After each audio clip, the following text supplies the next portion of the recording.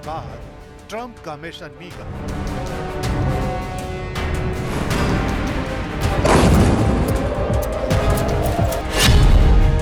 Iran में सत्ता परिवर्तन का इशारा। तेहरान में हलचल, वॉशिंगटन में बेचैन।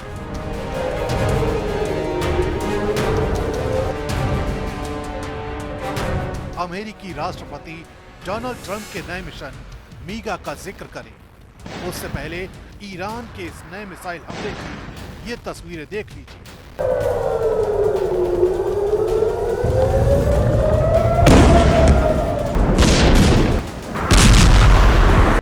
न्यूक्लियर साइट पर हुए इस हमले से ईरान बुरी तरह बौखला गया है और अब ईरान के तमाम नेता और IRGC किसी भी हद तक जाने को तैयार है।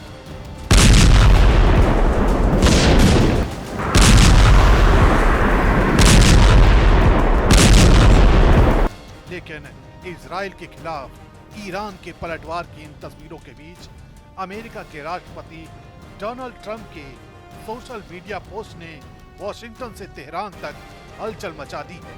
ट्रुथ सोशल पर पोस्ट करते हुए ट्रंप ने लिखा है, अगर मौजूदा ईरानी शासन ईरान को फिर से महान नहीं बना सकता तो उसे बदला क्यों ना जाए। इस एक लाइन में ट्रंप ने दो चीजें कर दी है।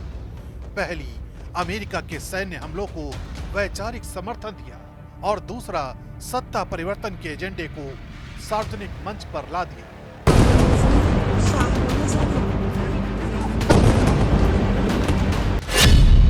ट्रंप ने इसे मीगा यानी मेक ईरान ग्रेट अगेन नाम दिया है, ठीक उसी तर्ज पर जैसे उन्होंने अमेरिका के लिए मागा का नारा दिया था।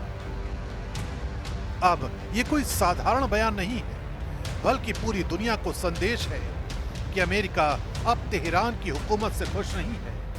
हालांकि ट्रंप के इस बयान पर अमेरिका में ही विरोधाभास दिखने लगा है। वाइस प्रेसिडेंट और पेंटागन ने इस बयान से खुद को अलग दिखाया है।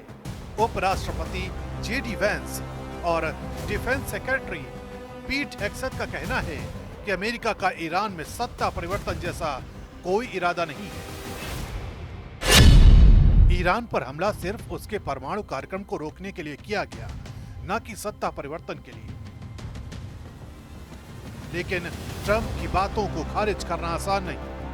उनकी बातों से ये लगने लगा है कि अमेरिका की असली मंशा अब हुकूमत गिराने की हो सकती है, यानी सिर्फ बम नहीं, अब विचारधारा भी भेजी जा रही है। इस बयान के बाद अमेरिकी खुफिया एजेंसियों को डर है कि ईरान समर्थित संगठन अमेरिका या उसके दूतावासों पर हमला कर सकते हैं।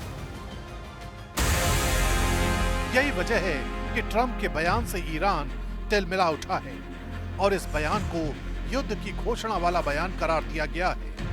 सूत्रों के मुताबिक तेहरान के लिए अब ये केवल परमाणु ठिकानों की सुरक्षा का मामला नहीं रहा, बल्कि सरकार को बचाने की लड़ाई है। सुप्रीम लीडर खामेनेई के सलाहकारों का मानना है।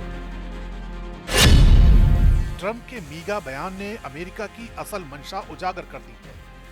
इसका असर ईरानी पॉलिसी और डिप्लोमेसी दोनों पर पड़ा है। इसी बीच ईरान के विदेश मंत्री मॉस्को पहुंच चुके हैं।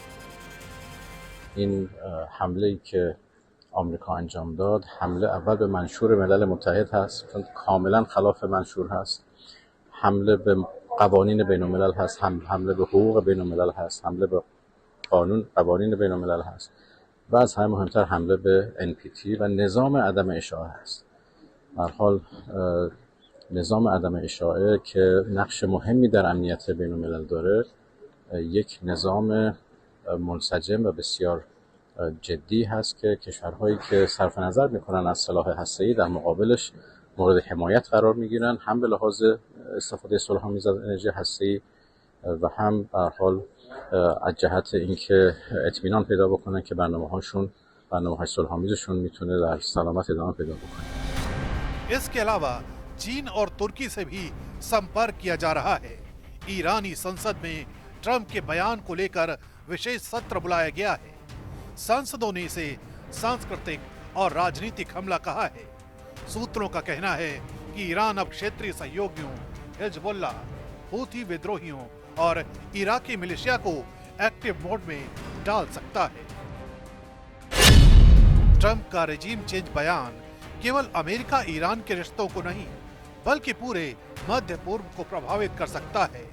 यूरोपीय संघ ने बयान पर चुप्पी साधी है, लेकिन फ्रांस और जर्मनी की अंदरूनी चिंता बढ़ गई है। ब्रिटेन के पीएम ने संयम बरतने की अपील की है, जबकि रूस और चीन ने ट्रंप के बयान की निंदा की है और इसे अंतर्राष्ट्रीय कानूनों का उल्लंघन बताया है।